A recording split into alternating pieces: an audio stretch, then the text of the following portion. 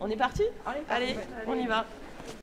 Ils sont un peu plus d'une quinzaine ce soir-là. Étudiantes, enseignantes, chercheurs, tous participent à une marche exploratoire sur le campus. 19 h, la nuit tombée, un fin brouillard s'installe, des conditions optimales pour cet exercice. Objectif de cette marche, cartographier les endroits potentiellement dangereux pour des femmes.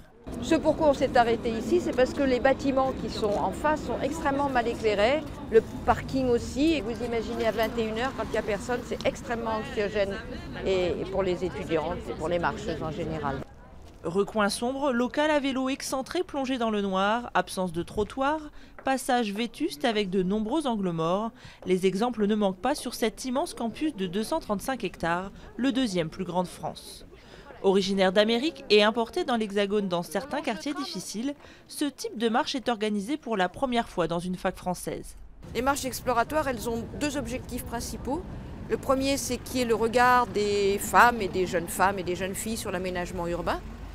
Et le deuxième, c'est de faire qu'on fasse reculer les violences et le harcèlement envers les femmes et les jeunes filles et qu'on crée une ville ou un campus dans la convivialité, la sécurité, la tranquillité.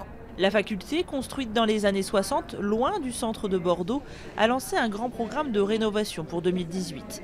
Dans ce cadre, une enquête a été menée pour mesurer le sentiment d'insécurité des étudiants. Plus de 5000 personnes ont répondu. Premier constat, le campus n'inspire pas confiance aux jeunes femmes. En fait, le peu de temps que j'y passe, ça me donne envie de partir. Enfin, j'ai pas envie d'y rester en fait.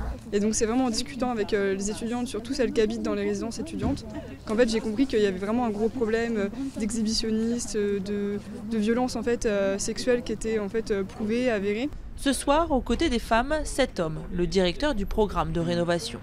Avec lui, elles vont lister les urgences, remplacer les éclairages défectueux, améliorer la signalétique ou encore réaménager le paysage. Plein de fois, on n'est pas vu, on ne voit pas. Et donc, voilà, il y avait l'idée d'aplanir les talus. Ouais, ça peut être. Alors ça peut se réaliser sans trop de frais. Il faut juste voir les questions d'accessibilité au bâtiment. Rassembler l'ensemble des acteurs sur le terrain plutôt que derrière un bureau, c'est aussi le but de ces marches. Et ça nous apporte un nouveau regard, un autre regard, et on comprend mieux les difficultés d'insécurité sur notre campus. Il y a des choses assez faciles à régler, enfin entre guillemets, comme l'éclairage.